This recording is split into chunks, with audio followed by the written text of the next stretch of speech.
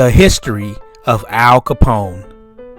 Welcome to the world of Al Capone, a man who became a legend not only for his ruthless control over the streets of Chicago, but for his ability to command both fear and admiration. His name remains infamous, but behind the headlines was a complex life, shaped by a brutal world of power, loyalty, and betrayal.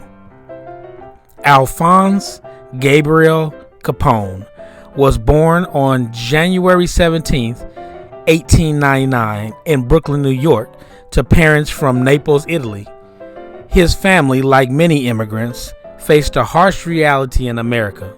Life wasn't easy in Brooklyn's tenements, and the young Capone grew up amid poverty and street violence.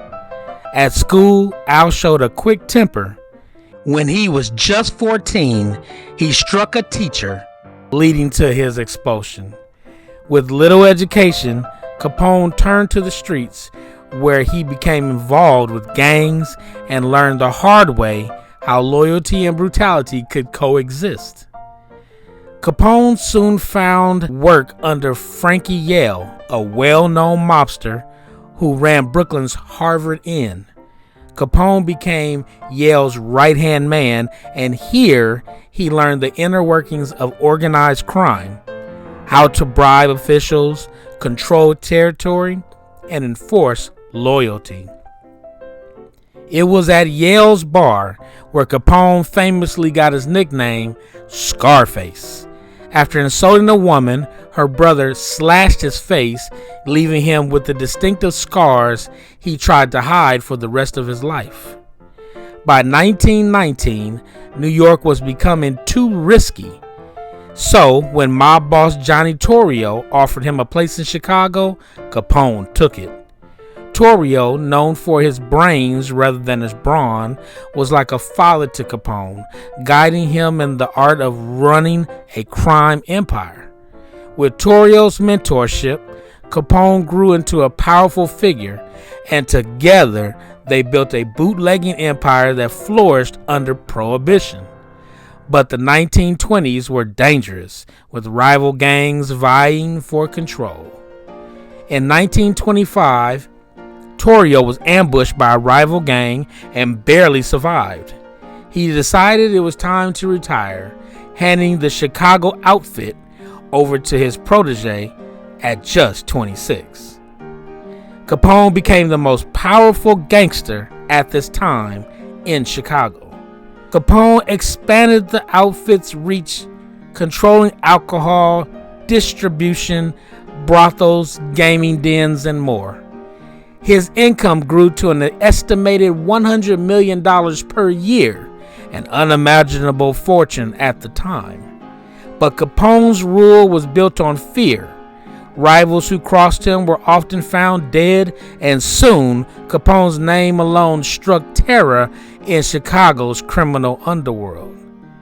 By 1929, Capone was locked in a bitter feud with George Bugs Moran, the leader of the North Side Gang. On Valentine's Day, 7 of Moran's men were lined up against a wall and executed by men posing as police officers. It became one of the bloodiest days in mob history, the St. Valentine's Day Massacre. Capone was never formally charged for the massacre, but everyone knew it was his message to Moran and all of Chicago: cross Capone and you pay the price. Despite his violent empire, Capone knew how to work his public image.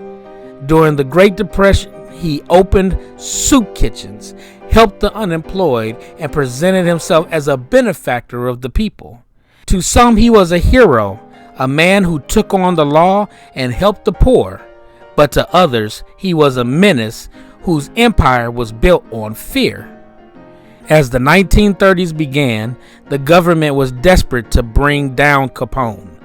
They knew that proving his violent crimes was nearly impossible due to his network of bribes and intimidation. But they found another way: tax evasion. After a lengthy investigation, Capone was charged with tax evasion in 1931. Despite his attempts to bribe jurors, he was found guilty and sentenced to 11 years in prison. Capone's influence initially allowed him a comfortable life in Atlanta Penitentiary, but he was soon transferred to Alcatraz, where he lost his privileges and power. Prison took a heavy toll on him, both mentally and physically. Suffering from untreated syphilis, Capone's mind deteriorated. By the time he was released in 1939, he was no longer the sharp, ruthless boss he once was.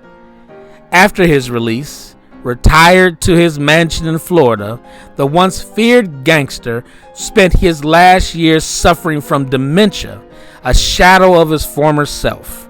On January 25, 1947, Al Capone died at the age of 48.